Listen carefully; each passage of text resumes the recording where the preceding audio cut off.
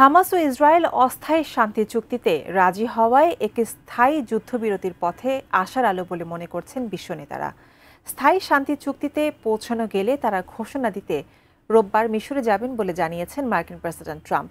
এদিনও Israeli হামলায় নিহত হয়েছেন 10 ফিলিস্তিনি। বিস্তারিত শাওন মাহফুজের প্রতিবেদনে।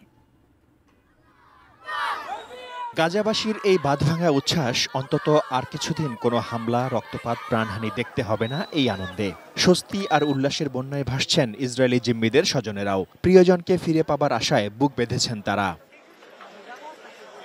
প্রথম পর্যায়ের যুদ্ধবিরতিকে স্বাগত জানিয়েছেন বিশ্ব নেতারা। একে স্থায়ী যুদ্ধবিরতির পথে আশার আলো বলে উল্লেখ করেছেন তারা। কূটনৈতিক প্রচেষ্টার প্রশংসা করে শান্তির পথে হাঁটার আহ্বান জানান যুক্তরাজ্যের প্রধানমন্ত্রী কিয়ের স্টারমার ও কানাডার প্রধানমন্ত্রী mark Carney. This agreement must now be implemented in full, without delay, and be accompanied by the immediate lifting of all restrictions on life-saving humanitarian aid to Gaza. আরব বিশ্বের পাশাপাশি Bharat, Pakistan, Japan, New Zealand, Malaysia, Argentina, ইউরোপীয় union ও জাতিসংঘ যুদ্ধবিরতি ও বন্দিমুক্তি চুক্তিকে স্বাগত জানিয়ে বলেছে, সব পক্ষের উচিত চুক্তির শর্ত সম্পূর্ণভাবে মেনে চলা। অস্ট্রেলিয়ার প্রধানমন্ত্রী অ্যান্থনি আলবানিজ বলেছেন, অংশীদারদের সঙ্গে থেকে দুই রাষ্ট্রভিত্তিক স্থায়ী সমাধানে অবদান রাখবে তার দেশ।